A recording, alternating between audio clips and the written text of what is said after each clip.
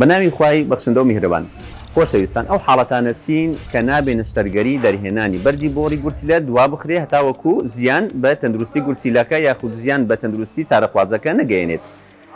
تەبان یەکەم حاڵەت ئەگەر بێت و ئازارێکی زۆر و بەردەوامی هەبێ بۆ ماوەی 24 کاتژمێر، حاڵەتی دووەم ئەگەر بێت و گورچیلەکە زۆر ئاوساو بێ یاخود ئەگەری دابەزینی بەردەکە بە چارەسەر کەم بێ، حاڵەتی سێم ئەگەر بێت و هەوکردنی کت و کوڕی گورچیلەی هەبێ، حاڵەتی چوارەم کە لە هەمووی مهمترە ئەگەر بێت و چارەخوازەکە یەک گورچیلەی هەبێ و بەرد هاتبێتە حالب گیر بوو بێ، یاخود دوو گورچیلەی هەبێ بەڵام لە هەردوو گورچیلەدا لە هەمان کاتدا بەرد هاتبێتە حالب و گیر بوو بێ. ئێستا ئێمە چارەخوازێکی بەڕێسەردانی کردین دوای ئەنجامدانی پشکنین بۆمان دەرکەوت کە لە هەردوو لای گورچیلەکەی بەرد هاتووەتە خوارەوە و لە کۆتایی حالب گیر بووە. ئێمەش هەڵەستین بە نەشتەرگەری شکاندنی هەردوو بەردەکان بە لێزەر و دەرهێنانی بە نازۆر بۆ ئەم چارەخوازە بەڕێزە بە هیوای ئەوەی کە لە داهاتوودا هیچ کێشەیەک بۆ گورچیلەکانی دروست نەبێ.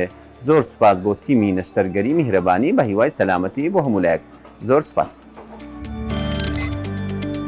میهرەبانی دڵسۆزی و لێزانی.